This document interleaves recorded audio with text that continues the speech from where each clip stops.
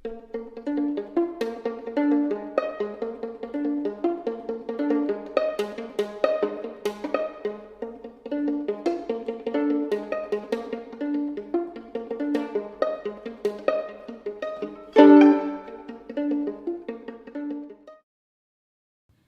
true crime friends. Welcome back to another episode of True Crime in Academia. I am your host, Mary DePippi.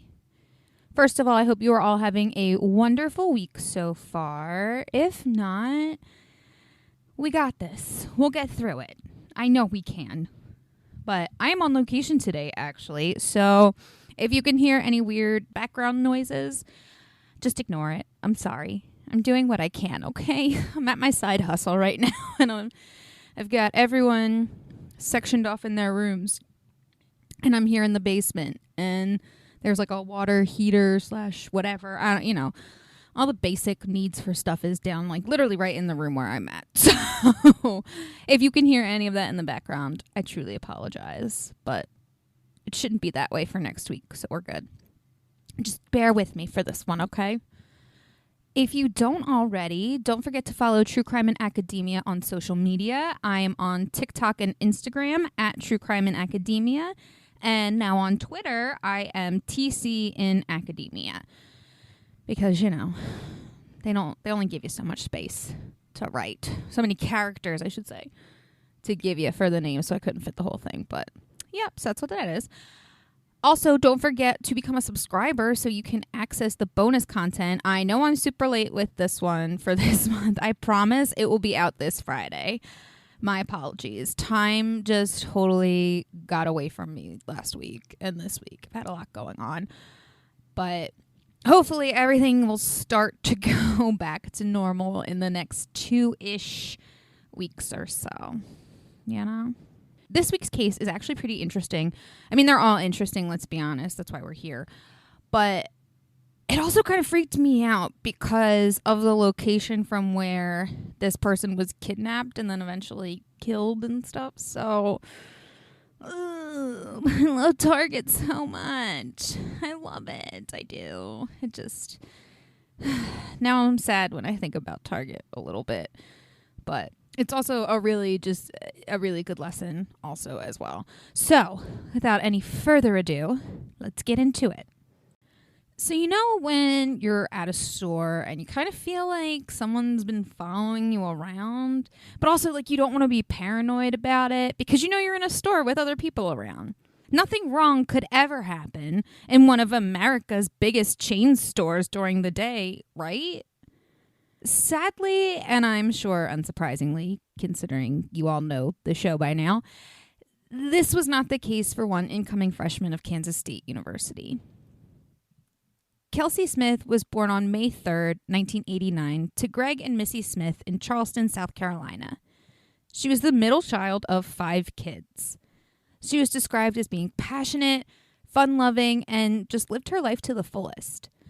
She was active in marching band, choir, and theater, and was really looking forward to starting college at Kansas State University, or K-State for short. At some point during Kelsey's childhood, though, the family did move to Overland Park, Kansas. But I'm not sure when exactly. I couldn't find that out. But again, we have a very bright young person who, we have now lost out on their impact in the world, which sucks. On June 2nd, 2007, 18-year-old Kelsey Smith was heading to the local Target to buy scrapbooking supplies. She and her boyfriend John were about to celebrate their 6-month anniversary, and Kelsey wanted to make him a scrapbook to mark the occasion. She had spoken to her mother around 7 p.m. that night and informed her that, she would be home shortly after. But as the minutes started to turn into an hour, Greg and Missy Smith knew that something was up. They had instilled in their children to call or text either, Greg or Missy about their whereabouts and when they could be expected home. So when Missy had tried to call Kelsey multiple times and she wasn't answering, they knew something was very, very wrong. Now, Greg Smith, Kelsey's father, was a retired police officer, and he immediately started calling around to the local police departments and hospitals to see if any accidents had been reported or if any car accident victims had come into the hospitals. John and Kelsey's sister Lindsay decided to search the area where her car was last seen. They discovered Kelsey's car in the mall parking lot across the street from the Target that she had been shopping at. The car was then towed to Johnson County Sheriff's Office to be processed by the crime lab, and Kelsey was officially considered a missing person. Of course, police had to interview John and all of Kelsey's family, but they were all immediately cleared as suspects.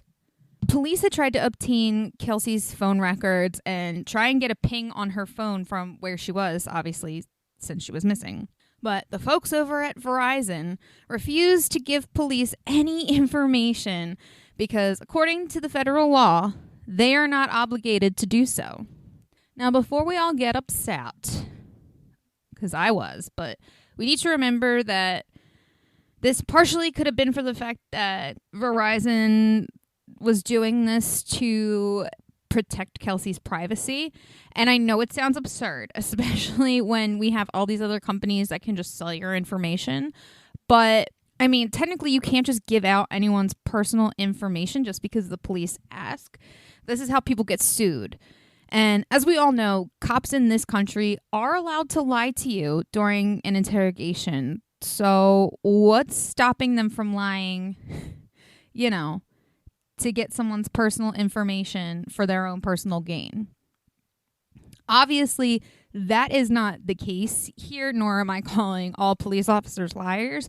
But I just want to make sure that we are all aware that lying is allowed when you're a cop, and Verizon was probably just trying not to get sued by providing this information, even though, like I said, we know that it would have just been beneficial had they just given it to them.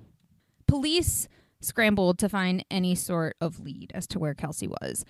They obtained surveillance footage from the Target, and they were able to discover a potential suspect. Now, I personally only saw some of the CCTV footage, but from what I saw, I've been watching too much F-Boy Island. Kelsey can be seen entering the store around 7 p.m. She grabs some supplies, and then she goes to the cash register where she pays. Then she's seen leaving the store around 7:07 p.m. Now, while they're watching Kelsey, they also notice a man in a white t-shirt, dark pants, shorts kind of, and a goatee-ish type of situation. I don't know. To me, it looks more like a chin strap beard type of thing, to be honest. But anyway, they notice that this guy is following her around and looking at her, and he actually leaves just as Kelsey is getting ready to check out without buying anything. Which, for me personally, that is a red flag. I mean, it's fucking Target. It's nearly impossible, I think, for almost anyone to be able to go into Target and just not buy anything. So, clearly, this man was not there for a day of retail therapy, like the rest of us who go to Target, Obviously, it was for something more sinister. Look, Bumble knows you're exhausted by dating.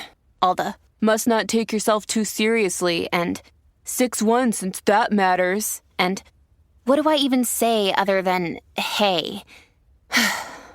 Well, that's why they're introducing an all-new Bumble with exciting features to make compatibility easier, starting the chat better, and dating safer. They've changed, so you don't have to. Download the new Bumble now.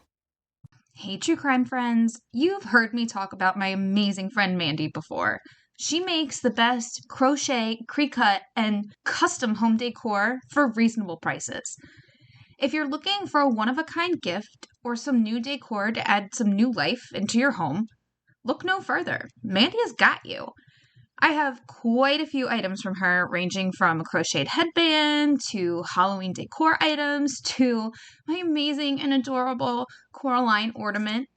If you guys haven't noticed, I'm obsessed with Coraline, and I just love how Mandy makes it. She's also made me a Coraline doll that sits next to all of my true crime books. To order, just slide in her DMs on Facebook and Instagram at Mandy Made It. That's MANDEE Made It on Facebook and Instagram. Once again, go to Mandy Made It on Facebook and Instagram, send her a DM, and order today. Now, this part of the CCTV footage, I wasn't able to see. I couldn't find it anywhere, but it was written about a lot. And it said that the cameras outside of the Target parking lot caught Kelsey putting her items into the passenger side of her car, like on the passenger seat, before being forced into her own car. And they could only see a little bit. It was like a flash, it was described as, but they could see a figure in a white t-shirt forcing her into the car. Then the car drove off. At this point, police couldn't really say that anything happened because they don't know what happened with the man, in the figure. It just looked like he was forcing her into the car. However, they couldn't tell for sure.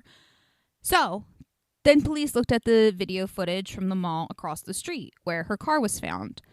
On that footage, the man that they saw who had left Target before Kelsey was getting out of her car and walked away. The clips of Kelsey and the man from the CCTV footage were released to the public in hopes that it would lead to the identity of their suspect. While many of the tips weren't useful or just didn't pan out, 2 did. One tip came in saying that the man drove a mid-1970s Chevrolet pickup. And on June 6th, 2007, police were given a tip that they really needed. A person claiming to be the neighbor of the man in the footage said that was his neighbor. It was 26-year-old Jack, or at least that's who he knew him as. But really, his name was Edwin Roy Hall. Now, not too much is known about Edwin Hall's childhood. I was able to find out that he was adopted by Carol and Don Hall at the age of 7. It was stated that 10 years prior, Edwin had actually threatened his younger sister with a knife. Don and Carol had tried to get him help, but it didn't seem like he was very responsive to it. His MySpace page painted a more violent picture of Edwin. On his profile page, he wrote that his hobbies included eating small children and harming small animals. It was also revealed that Edwin was also married with a 4-year-old son at the time. Police went to the address provided by the neighbor and took Jack to the station for questioning. They did notice that he had a Celtic shrine in his home, which investigators found to be strange, but, to each their own, I guess. There, though, during the questioning, he provided his real legal name and was just like, yeah, I'm not Jack. I'm actually Edwin Hall. Not sure how long of pressing that took to get that out of him, but, at least he came out with it. He also gave police his fingerprints and a DNA sample, which is very shocking, honestly. Even the investigators were shocked. Obviously, most criminals don't give that up that easily. And, I'm not defending any of his actions or defending him. Let's just make that clear.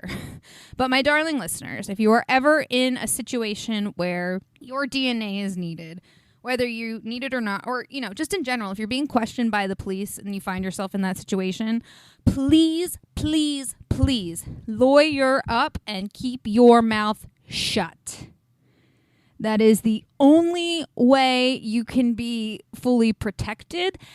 And, a lot of people think that getting a lawyer means that you're guilty, but really it's just the responsible thing to do because the lawyer knows the law and they know what cops can and can't do, whereas we don't really know that sometimes. So, or, sometimes we don't always know as much about the law as we think we do, or our rights. So it's just important to have someone there who can really guide you through all of it, not just to help you get away with shit.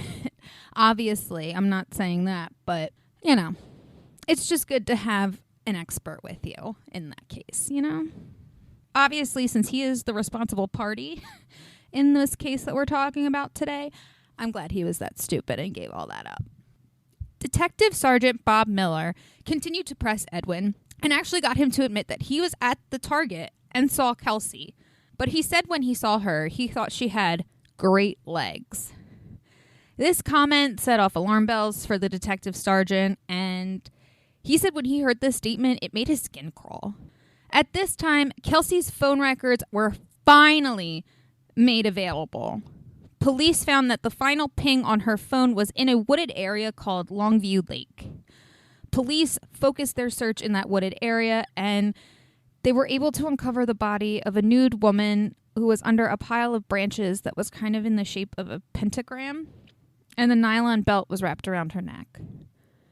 The DNA testing confirmed that the body belonged to Kelsey Smith. Also around this time, results from the crime lab revealed that the fingerprints from Kelsey's car and her steering wheel were a match to Edwin, which I don't think anyone was surprised, honestly.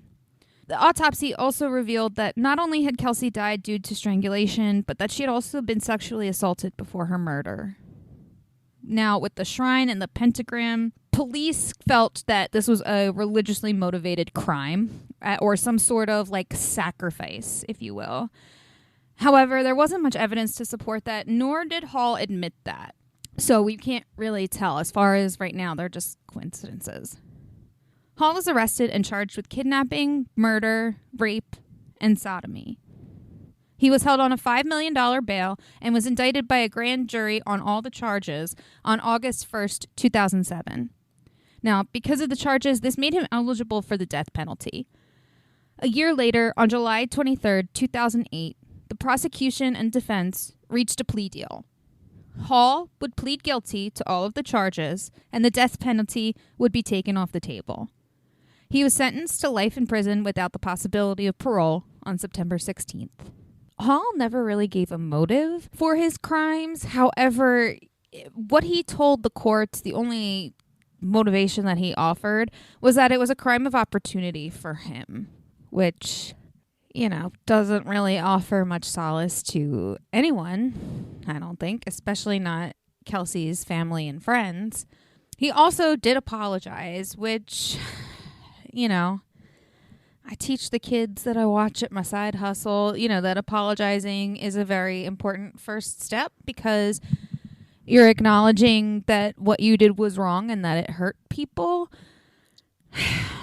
But in the case of murder, I don't know. I don't know. I feel like murder is one of the more unforgivable things, or at least, I think people would be more understanding if the family didn't want to forgive him. However, I think the fact that he apologized says that there's some good in him, I guess. I don't know. But let's face it, how many killers do we have that really come out and actually apologize for what they've done? So, Kelsey's parents, along with Congress and government officials, have been working on a bill called the Kelsey Smith Act. This act, or this bill, if it came into law, would require internet and phone service providers to provide information about a person's last whereabouts if the person is believed to be missing and in imminent danger.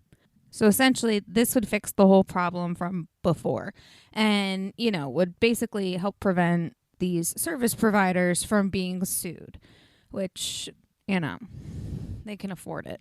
Let's be honest.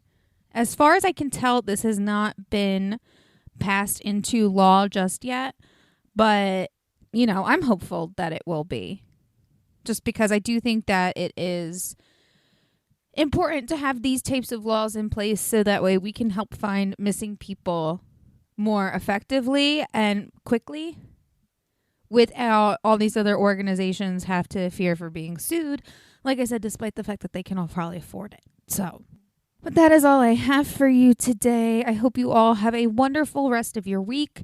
Stay safe, stay healthy, do all the things. Don't forget to follow True Crime and Academia on social media. And don't forget to like, follow, subscribe, do all the things. It helps us. So we would really appreciate it if you would just take the time to do that. But until next time, my dears, I will see you later. Thank you so much for listening to the Ivory Tower Boiler Room, or True Crime in Academia. I'm Andrew Rimby, the executive director. Our team includes Mary DePippi, our chief contributor, Nicola Arguello, our marketing assistant, and Kimberly Dallas, our editor. Ivory Tower Boiler Room episodes come out on Monday, and sometimes I'm joined by a guest co-host. Make sure you follow us on Instagram and TikTok at Ivory Tower Boiler Room, and on Twitter at Ivory Boiler Room. And Here's Mary. Hello, everyone. I am the host of True Crime and Academia. Do not forget to follow True Crime and Academia on Instagram and TikTok at True Crime and Academia. And coming soon, there will be a Twitter also at True Crime and Academia. Now, if you're like me, you like to have bonus episodes. I love extra content, don't you? So go to patreon.com/Ivory Tower Boiler Room. Not only do you have access to our video interviews, but you will also be able to access never before seen bonus episodes. So like I said, we don't release them anywhere else. You can only get those on Patreon. So go to patreon.com/Ivory Tower Boiler Room and become a subscriber today. And don't forget to listen to Ivory Tower Boiler Room on Mondays and True Crime and Academia on Tuesdays.